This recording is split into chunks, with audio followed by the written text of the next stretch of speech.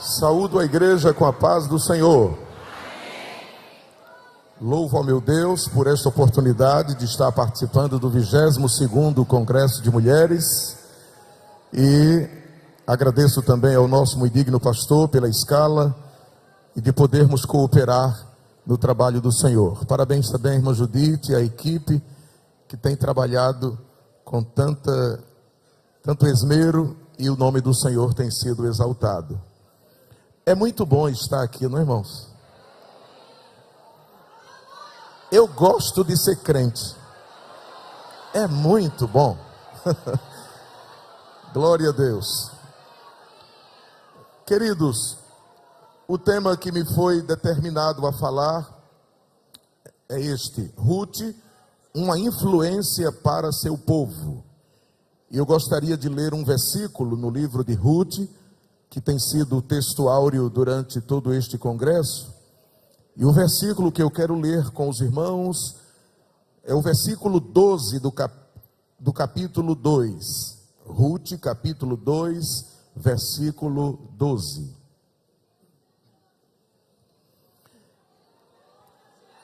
Está escrito assim: o Senhor galardoe o teu feito, e seja cumprido o teu galardão do Senhor, Deus de Israel, sob cujas asas te vieste abrigar. Repitam após mim, bem bonito: Ruth, uma influência para o seu povo. Eu gostaria de relatar toda a história, para depois a gente fazer algumas aplicações de alguns pontos que poderemos ver dentro do livro, dentro do texto, que são apenas 4 capítulos. Moisés, quando morreu, assumiu o comando do povo de Israel, Josué. E Josué assumiu aquela responsabilidade sentindo um peso muito grande. E não era para menos, porque substituir Moisés e comandar o povo de Deus, isso de fato exige muito de quem assume tal responsabilidade. E Deus lhe deu uma palavra de ânimo, dizendo para ele que ele não temesse, porque Deus seria com ele e as demais coisas Deus providenciaria. Josué teve o privilégio de, na frente do comando do povo, ver milagres acontecerem, assim como aconteceram no período do governo da direção de Moisés. Por exemplo, Josué viu o rio Jordão parar em suas águas em montão, para que o povo pudesse atravessar para tomar posse da terra. Josué viu, e o povo que estava com ele também viu, os muros de Jericó ruírem ao som de trombetas. Josué e o povo que com ele estava também puderam ver que Deus exige santidade no meio do seu povo, quando Israel perdeu a batalha para Ai, aquela pequena cidade, aquele pequeno grupo, mas o pecado de Acã levou o povo a perder a batalha. O povo viu tudo isto. O povo também viu com Josué o sistema solar, vamos usar essa linguagem de hoje, o sistema solar parar. Sol e lua pararam em Aijalon, para que o dia, as horas do dia se prolongassem mais um pouco, para que o povo de Deus tivesse vitória em meio a uma grande batalha. Então, o povo com Josué puderam ver muitas coisas.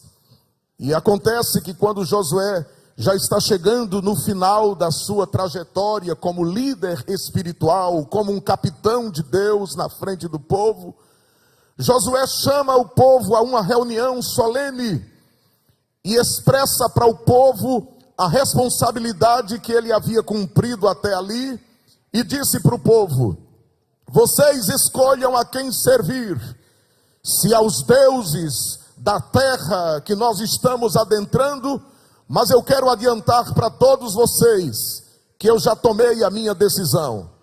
eu servirei, eu com a minha casa, ao Senhor. E o povo respondeu a uma: nós também serviremos ao Senhor. Nós nos comprometemos em seguir o Deus de Abraão, o Deus de Isaac e o Deus de Jacó. Mas acontece, amados, que Josué morreu. E quando Josué morreu, uma geração surgiu que não conhecia a Deus. Mas havia vestígios de conhecimento de Deus em meio àquela geração, porque Gideão, quando chamado para ser juiz, ele disse: o que é feito dos sinais que aconteceram no passado?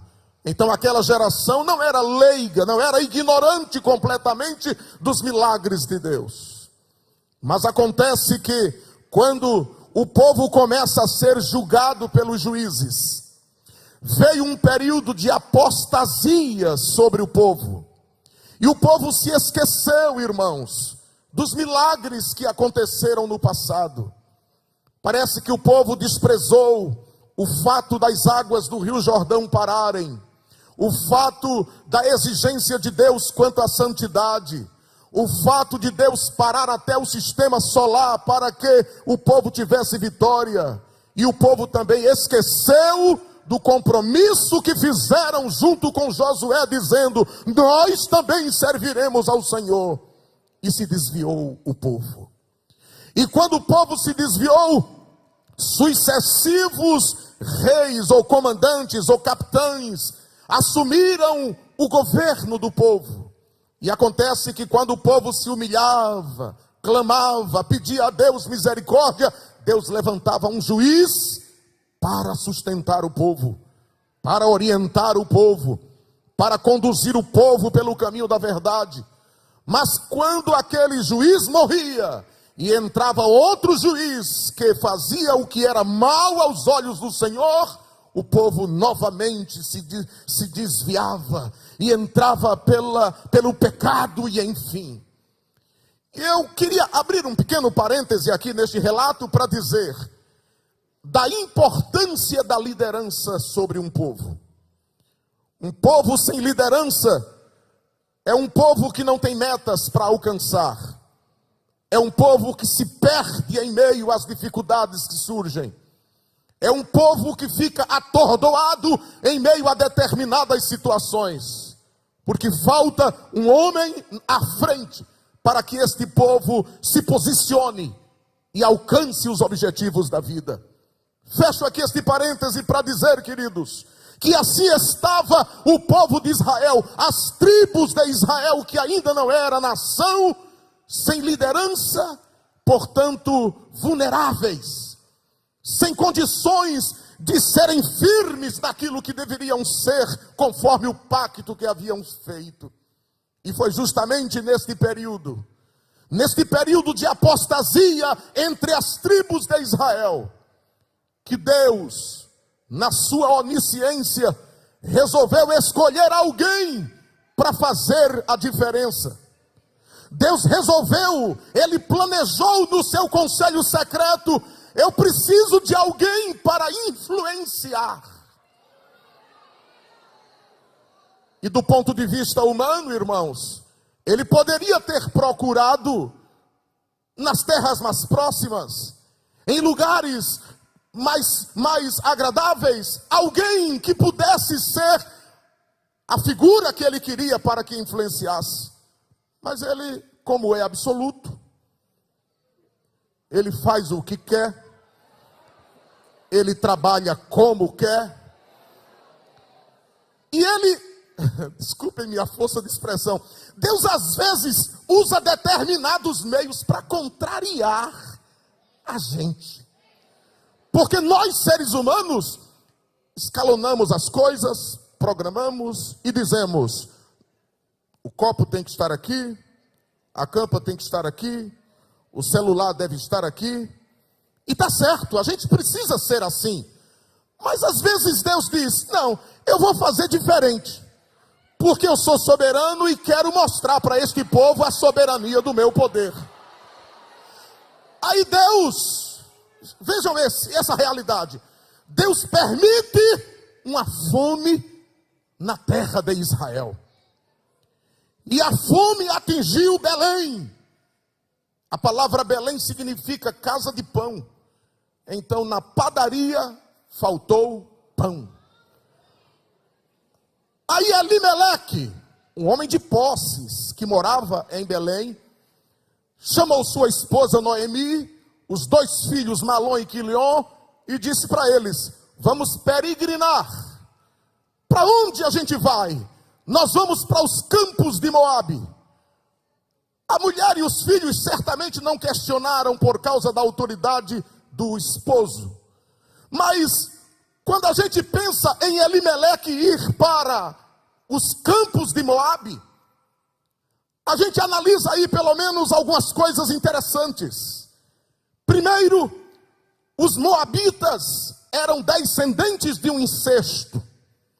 Porque Ló, quando fugiu de Zoar, para não ser atingido por aquelas pragas que destruíram as campinas do Jordão, ele foi para as montanhas com as 2 filhas, e a filha dele mais velha disse para a mais nova: vamos embriagar papai e vamos ter um caso com ele, para que a gente tenha filhos, porque senão nossa geração se estagnará.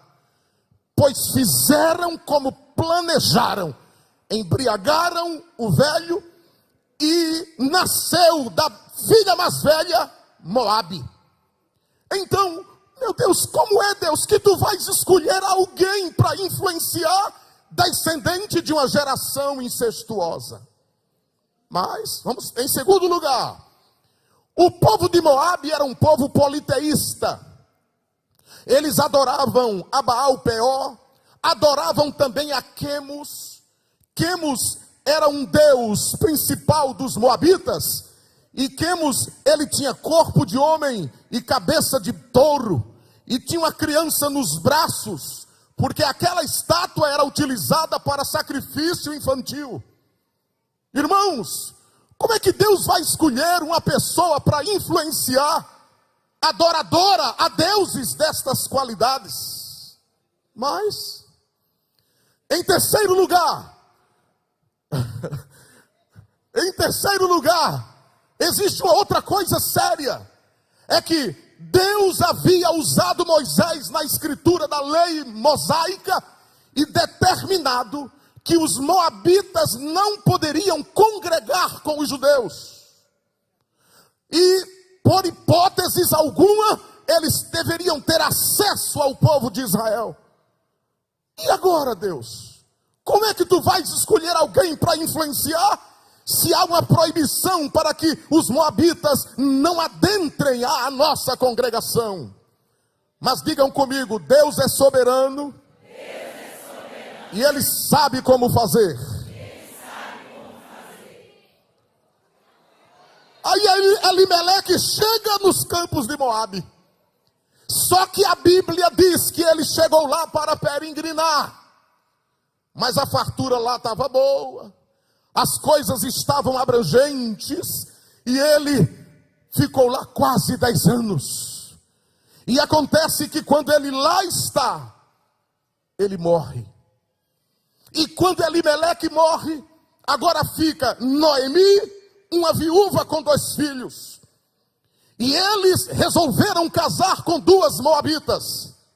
Inclusive, os expositores do Antigo Testamento, eles dizem que não havia proibição dos judeus casarem com os moabitas, mas havia proibição terminantemente de eles congregarem. Aí os meninos foram e casaram com 2 jovens, Ruth e Orfa.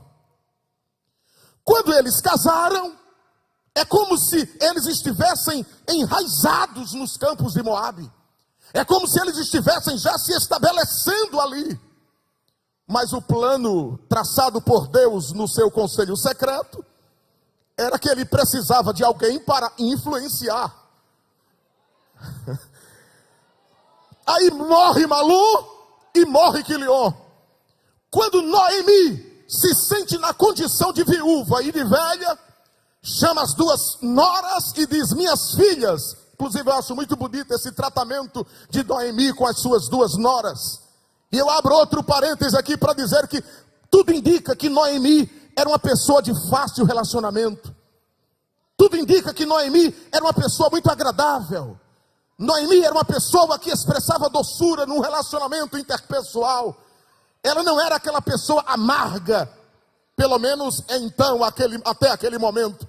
Mas acontece que ela chama as meninas e diz: eu vou voltar para minha terra, porque eu ouvi dizer que Deus visitou o meu povo e eu preciso voltar.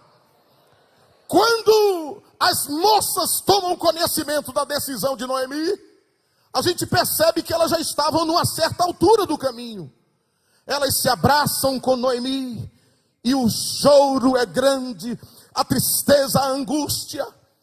E Orfa resolve voltar para sua terra, e para o seu povo, e para os seus deuses.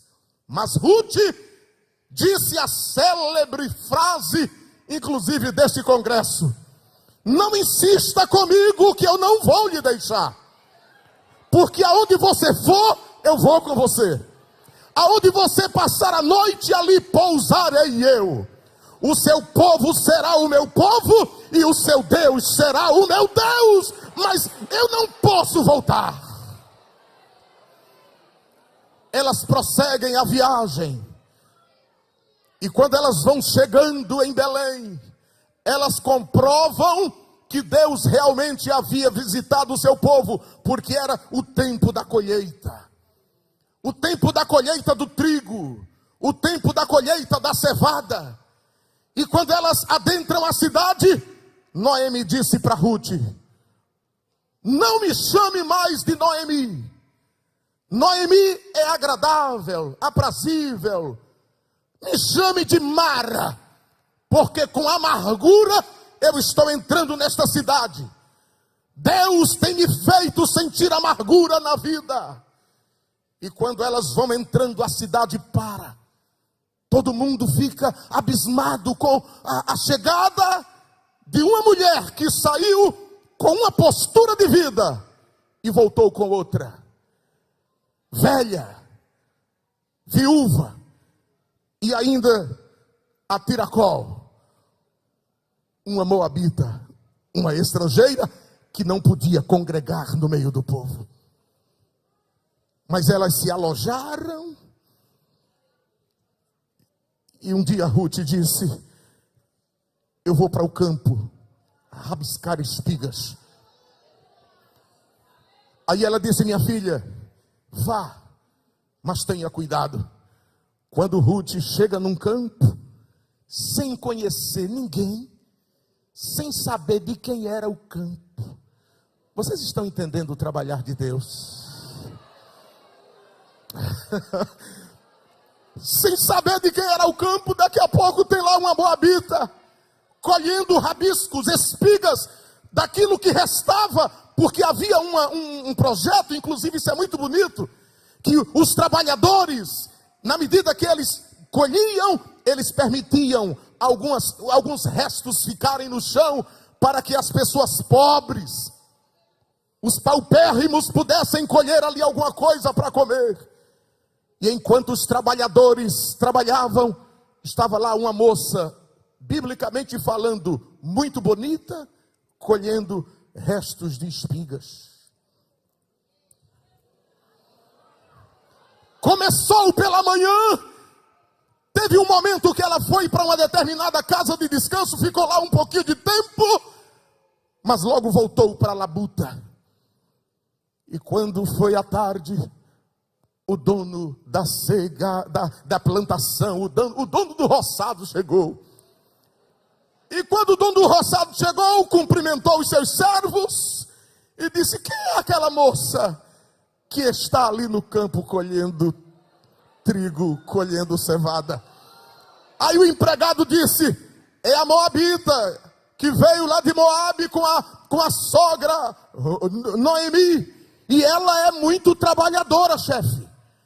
Ela não descansa, ela é diligente. Eu vou usar esse argumento daqui a pouco. Ela é uma pessoa trabalhadora. Aí o chefe disse: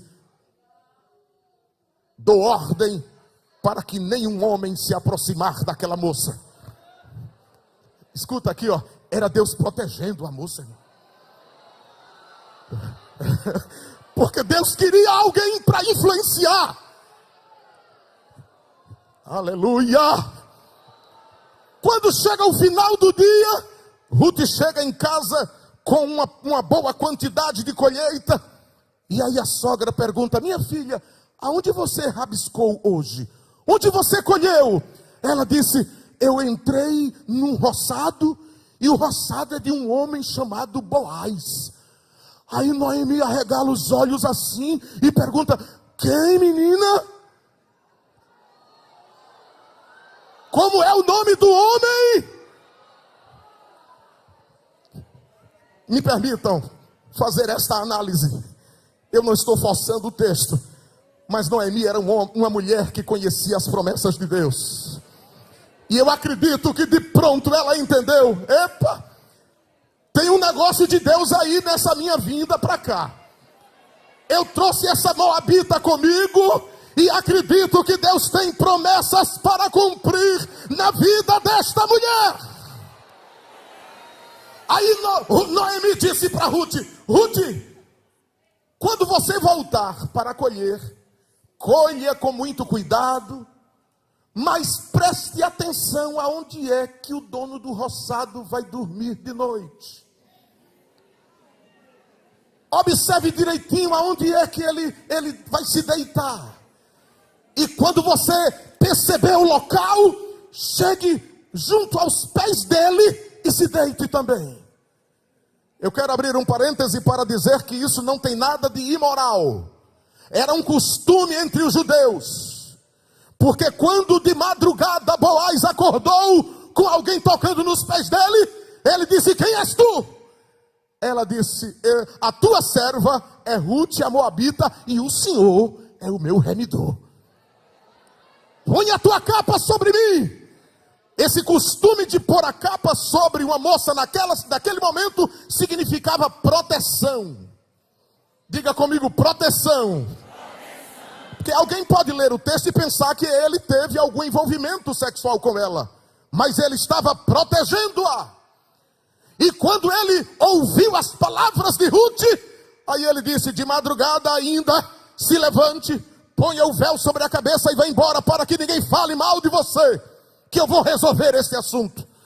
Quando o dia amanheceu, ele foi procurar um homem que era parente mais próximo de Elimeleque e que, portanto, na ordem numérica, poderia ser o remidor de Ruth.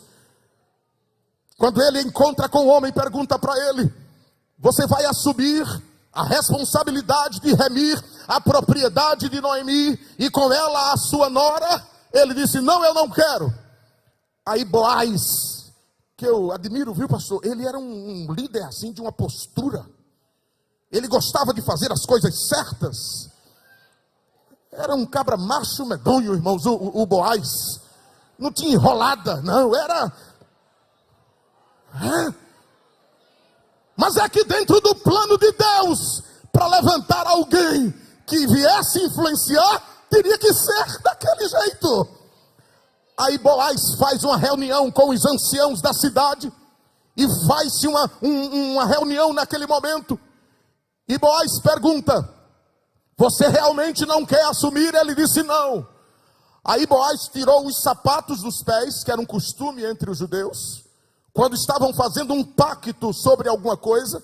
Ele tirou os calçados dos pés, pés no chão, e publicou: eu assumo hoje a responsabilidade de ser o remidor de Noemi e de Ruth e de tudo que Elimeleque tinha.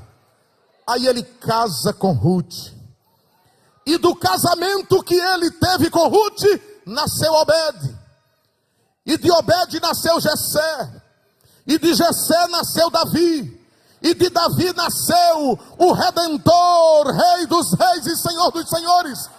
Mas eu queria fazer outro parêntese aqui, irmãos. É que essa história de Ruth é realmente uma manifestação da graça, porque esse Boaz que a gente está falando, sabe de quem ele era filho? de um cidadão chamado Salmão com Raabe. Você lembra quem era Raabe? Aquela prostituta que vivia morando em cima dos muros de Jericó. Oh, Salmão casou com Raabe e nasceu Boaz. Oh, glória a Deus.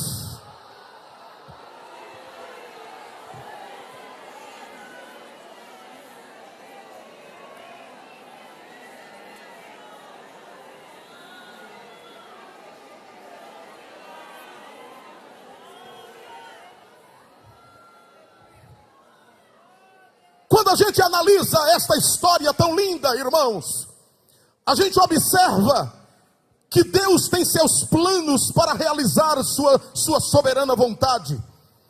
E os projetos de Deus acontecem porque Ele tem interesse de levantar pessoas para que sejam influentes para o bem.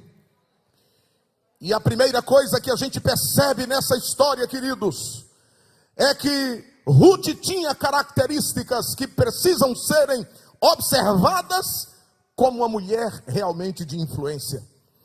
E ao observar isso aqui, eu queria que vocês escutassem um pouco o que eu vou ler aqui, que eu escrevi aqui algumas coisas interessantes.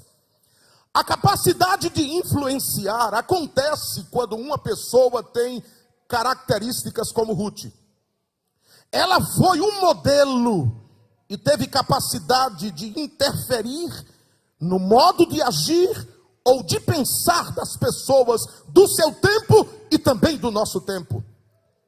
E é digno de destaque que para o plano de salvação de Deus, que Deus tinha para a humanidade, ele precisaria de uma mulher excelente como Ruth para poder influenciar.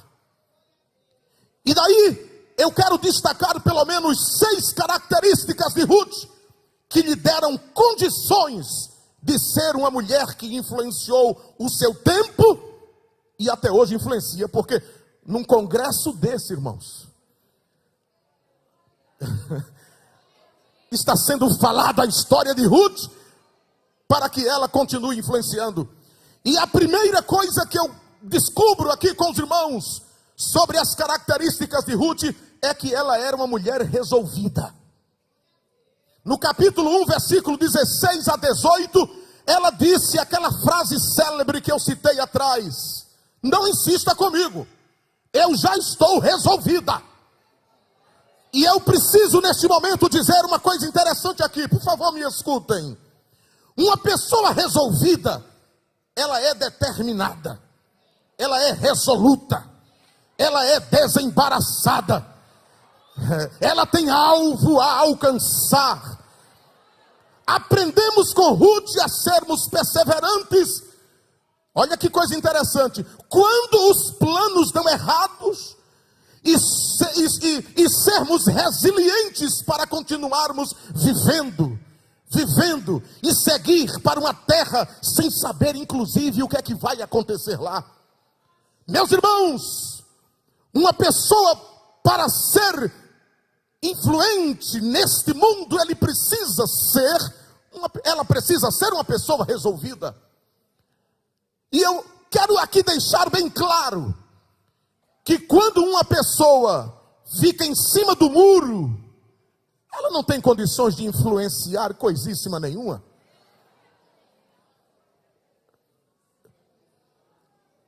Se às vezes analisa pessoas nas mídias sociais, uma pessoa que influencia, por exemplo, a questão, eu sou um influente na questão familiar. Aí quando você vai olhar a vida dele ou dela, já está no 6º casamento, está ganhando para a mulher samaritana. É que uma pessoa dessa tem condições de influenciar, irmão? Você vê uma pessoa que é influente nas mídias e tal, e aquela tem milhões de seguidores, e é tanta gente seguindo, tanta gente curtindo, tanta gente amando, tanta gente que não pode perder nada. Aí você diz, essa pessoa é influente em quê? Aí diz, na área política. Então eu vou dar uma olhada na situação política dessa pessoa. É uma pessoa que não tem postura, que vive envolvida em corrupção, em roubo, em mentira, em tudo que não presta, e ainda tem seguidores desse tipo de gente, que diz: fulano é o meu influente, cicrana me influencia demais. Desculpe, meu irmão, mas tem gente que precisa deixar de ser tolo, deixar de ser bobo, e tomar uma posição na vida, e ser resolvido. Procura te influenciar por quem tem bons exemplos de vida, rapaz. Oh, eu estava pensando uma coisa que devo dizer aqui agora, irmãos. É que todas as congressistas que vieram para este 22º Congresso de Mulheres vão voltar daqui com mensagens que desde sexta-feira que Papai do Céu está falando aqui de maneira gloriosa. Então é isso que tem que influenciar a gente, irmãos. Mas viver essa vida sem ser uma vida resoluta, uma vida sem resolução. Então a primeira característica de Ruth para ser uma influenciadora é que ela era resolvida. Uma segunda característica de Ruth é que ela era diligente. E a diligência de Ruth, irmãos, significa que ela era uma pessoa aplicada, uma pessoa concentrada, cuidadosa, que faz ou que fazia as coisas com equilíbrio. O diligente se levanta e age. Por que eu estou colocando isto? É que a situação, irmãos, que Noemi e Ruth chegaram em Belém, não era uma situação boa não, gente. Era uma situação sem perspectiva. Uma situação sem sustentabilidade, uma situação duvidosa. Mas quando elas duas estavam dentro de casa já em Belém, a moça se levanta, olha a diligência. Mãe Noemi, eu tenho que fazer alguma coisa. Eu vou ao campo. Eu vou lutar. Eu preciso me levantar. Eu preciso agir. E eu tenho uma palavra de Deus para dizer a este congresso nesta noite. Você que está passando por uma situação de perdas, uma situação de dificuldades. Elimeleque morreu, Malom morreu, Quilion morreu. Você teve que voltar para a sua terra. Tenha certeza que você precisa se posicionar, rapaz. Acabe com esse negócio de mimimi. E porque eu vou morrer? E porque está tudo perdido? E meu marido morreu? E eu não tenho mais filho? Eu sou uma velha caduca? Eu vou me acabar? Tem alguém perto de você como Ruth para dizer: eu vou levantar, eu vou para o campo, eu vou agir? Levante a mão para o céu e receba a força de Deus agora para vencer esta dificuldade.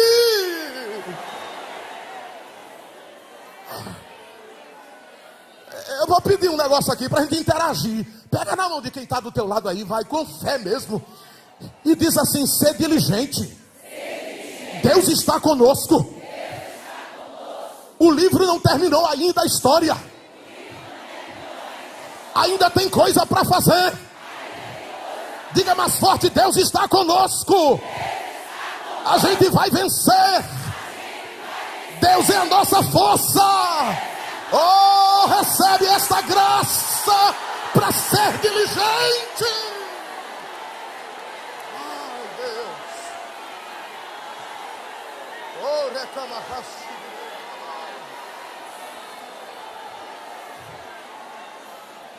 Tem que ir para o campo. Tem que trabalhar. Oh,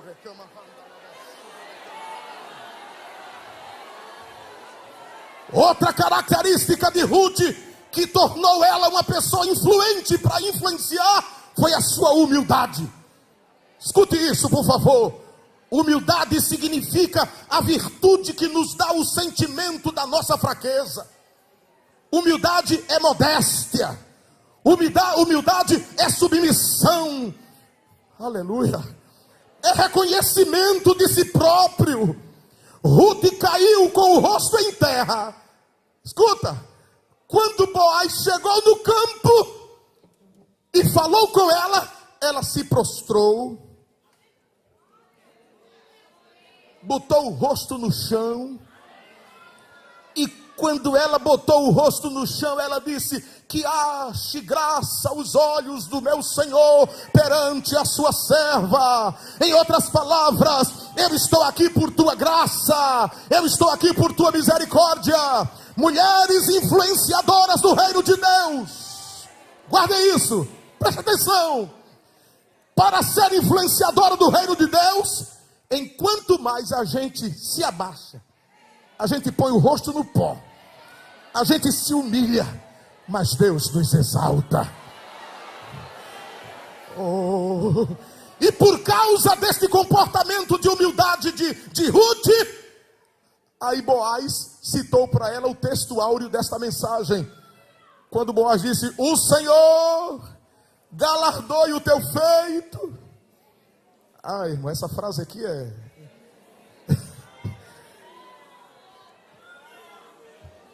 Vamos fazer o seguinte, repitam comigo: o Senhor. Eu acho que era bom você olhar para quem está do seu lado aí. Olhe e diga para essa pessoa: o Senhor galardoe o teu feito, sob cujas asas te vieste abrigar. Oh, Ruth havia vindo se abrigar às asas do Altíssimo.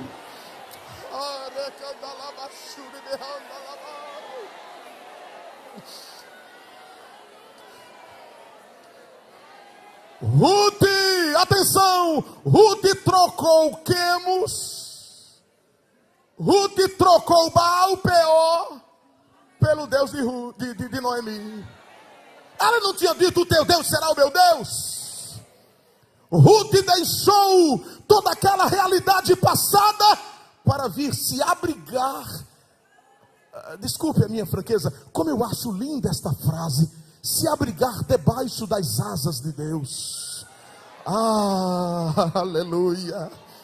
Quem está abrigado debaixo das asas de Deus consegue influenciar. Sabe por quê, gente? Atenção, porque quem está abrigado debaixo das asas está escondido. E no reino de Deus o negócio é assim, é paradoxal. Quem quer aparecer muito, não aparece é nada. Mas quem quer se esconder debaixo das asas de Deus, Deus faz ele se levantar e influenciar esse mundo. Quem quer ficar debaixo das asas do Altíssimo? Então dá uma glória aí bem grande para este rei. Aleluia! Mas há uma outra característica em Ruth que tornou ela uma pessoa influente. É que ela, além de ser resolvida, além de ser diligente, além de ser humilde, ela era uma pessoa generosa. A sua generosidade está no capítulo 2, versículo 11 e 12. Agora escute isso, veja. Generosa é aquela pessoa que gosta de ajudar sem interesse de retorno. Eita, foi forte agora, como dizem, né? É aquela que gosta de ajudar sem interesse de retorno, sem chaleirismo, sem hipocrisia, sem mentira, sem falsidade, que também perdoa facilmente. Será que vai dar a glória com o mesmo tom? A generosidade faz a gente perdoar facilmente. A generosidade nos torna pessoas magnânimas. Olha que coisa linda. Uma pessoa generosa, irmãos, ela tem grandeza de alma. Ela não era tacanha, como dizia papai. O tacanho é aquele, sabe, encolhido, que para influenciar tem que ter alma grande. Você vai, minha sogra, eu vou com você. Mas minha filha, você sabe que eu não tenho mais condições de gerar filho para você casar. Eu creio num Deus todo-poderoso.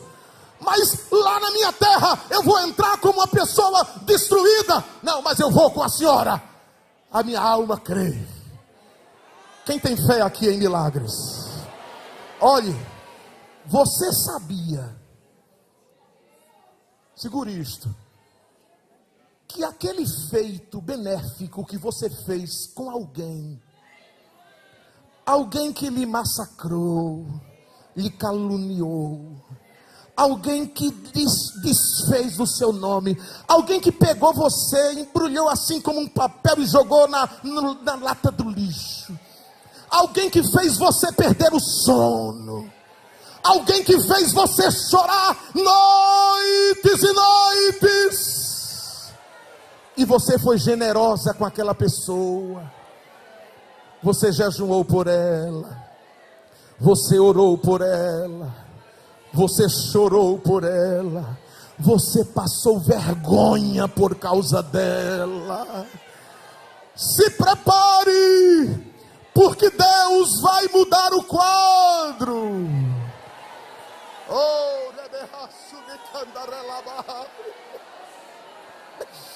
O que você fez por aquela pessoa foi apenas a semente que você estava plantando, rapaz. Você estava plantando sementes de generosidade. E está chegando o tempo da colheita. Quem crê nisto? O roçado já está de safra.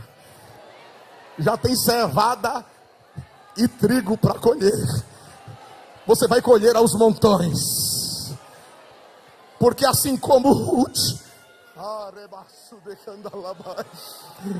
foi generosa com a sua sogra lá nos campos de Moabe. Ela não desprezou sua sogra, ela não humilhou sua sogra, ela manteve a sua sogra. Inclusive, os feitos de Ruth lá nos campos de Moabe com a sogra chegaram aos ouvidos de Boaz lá em Belém. E Boaz disse: eu tenho tido conhecimento do que você tem feito com a sua sogra. Então se prepare para ser abençoada. Ergue a tua mão comigo para o céu. E dá uma glória muito grande para esse Deus que cuida de ti.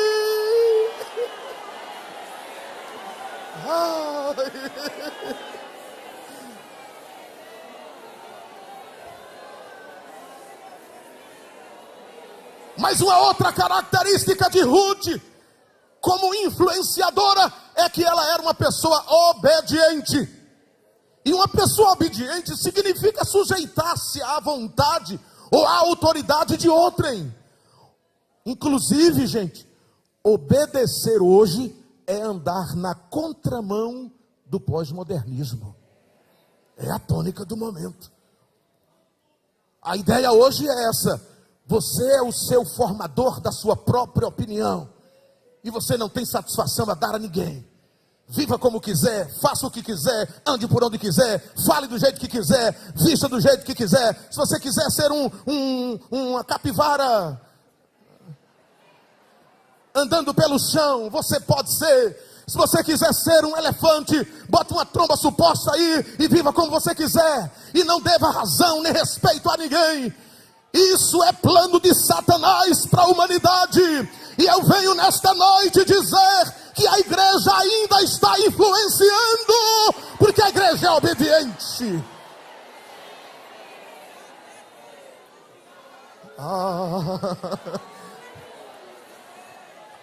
A obediência de Ruth é vista porque ela se submete às orientações da sua sogra. E sabe, gente, uma geração está sendo formada nesse tempo com um comportamento averso.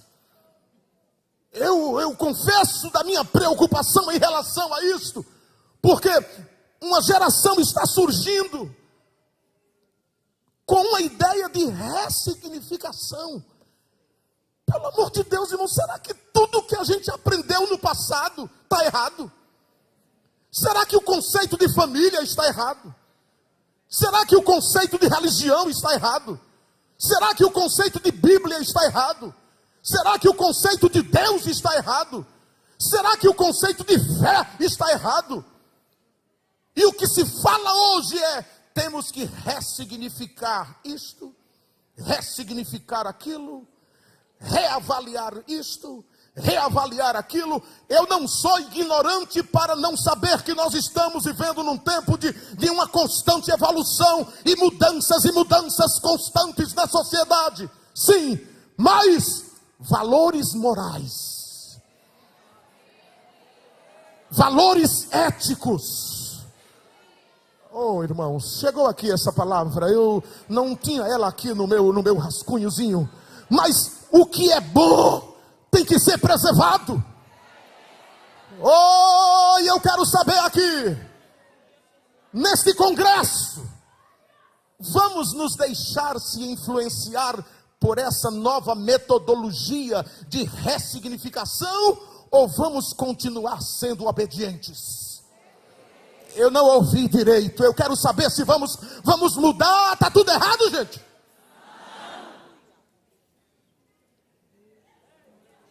Está tudo certo ou está tudo errado? O que Deus estabeleceu está certo ou errado? Vamos segurar? Vamos permanecer? Por que eu estou chamando a sua atenção para isso? Porque tem um bocado de crente, irmãos, que só basta um fulanozinho aparecer aí na internet com um ressignificado, já influenciou e já desviou o bichinho. A igreja agora não cabe mais ele. O coral, nem vê. Que história de congresso? Eu quero saber de congresso. Não, agora eu já sei o que sou. Eu já encontrei a verdade. Ah, meu Deus. Quem está disposto a dizer comigo: Deus, tenha misericórdia. Me ajude. Diga mais forte: eu quero continuar. Eu não vou mudar. Eu estou bem. Oh, que Deus nesta noite esteja abençoando este congresso. Ah, aleluia. Quantos exaltam a Deus por tudo? Mas há uma sexta característica em Ruth que a fazia uma mulher influente, é que ela era virtuosa. E eu quero que vocês escutem isso aqui, por favor. As características de Ruth diferem em muito de algumas mulheres influenciadoras da atualidade, as quais influenciam pessoas quanto ao consumo de algum produto ou estilo de vida.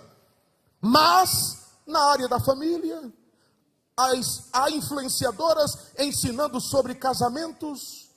Algumas delas já estão em vários casamentos. Em outras áreas como política, educação, profissão, a questão do culto ao corpo e etc. Defendem ideologias, escutem isto, que desconstroem os padrões da ética e da moral. A palavra em destaque hoje é empoderamento. Se você não for empoderada, você não consegue ser influente na sociedade. Contudo, a mulher cristã não deve ser influenciada por essas influenciadoras, mas influenciar, olha aqui, influenciar na igreja e fora dela. Quem entende isso aqui, meus irmãos?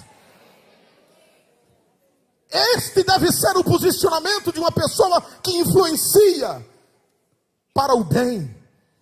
E diante disso tudo, eu venho aqui nesse momento concluir esta mensagem, dizer para nós que como igreja do Senhor, nós podemos continuar influenciando as pessoas, tanto aqui dentro, como lá fora.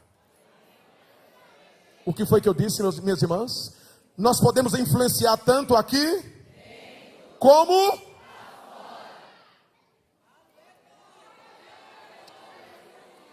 Deixa-me colocar isso aqui, irmãos. Para a gente continuar sendo pessoas influentes neste mundo, nós precisamos ter uma conduta irrepreensível. Em segundo lugar, nós precisamos pregar e viver um evangelho bíblico, acompanhado de milagres, através dos dons espirituais. O evangelho da santificação, o evangelho da verdadeira libertação, do verdadeiro poder de Deus. Escuta isto: pois não é fanatismo místico, nem mensagens de autoajuda que podem tocar ao coração do homem pecador. Pelo contrário, isso só tem trazido escândalos, ao invés de influência positiva. É lamentável dizer que há crentes, é claro, com suas exceções, que têm promovido mais escândalos do que influenciado positivamente a nossa geração. Escutem isto: há uma cobrança de Deus para a igreja atual. E eu peço em nome de Jesus, que aqueles que estão vivendo uma vida que agrade a Deus, não percamos a essência do cristianismo. Digam comigo: vamos continuar lutando. Diga mais forte: Deus está conosco. Diga mais outra vez: não tenhamos medo de viver o verdadeiro evangelho. Diga mais forte: não sejamos covardes.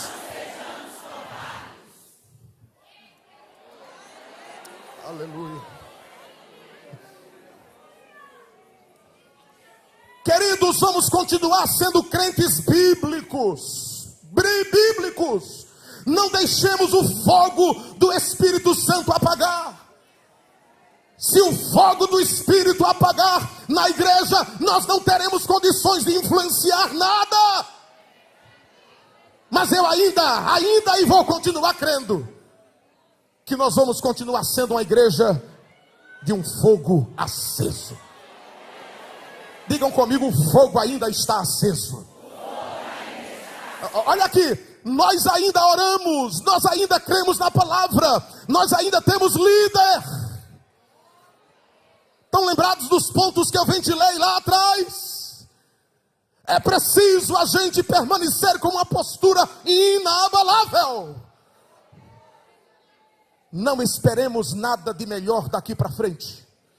As coisas estarão se complicando cada vez mais, mas os verdadeiros influenciadores estão aqui, cheios do Espírito Santo. Segura a tua mão ao alto. Segura bem alto e diz: Deus, a minha vida está em tuas mãos. Enche-me de poder. Enche-me do fogo do teu Espírito, para que eu possa continuar influenciando. Dá-me a tua graça, Senhor. Toca em minha vida. Me renova. Me fortalece. Me ajuda. Oh, agora exalte a Deus. Continue exaltando a Deus, porque Deus quer operar milagres na vida de cada um de nós. Oh, recebamos a graça que vem do alto. Deus abençoe a igreja. O 22º congresso chegou e está terminando. E nós vamos voltar para Belém, para continuar trabalhando, cheios do Espírito Santo. Dê uma glória para o Rei dos Reis e Senhor dos Senhores. Amém, meu pastor.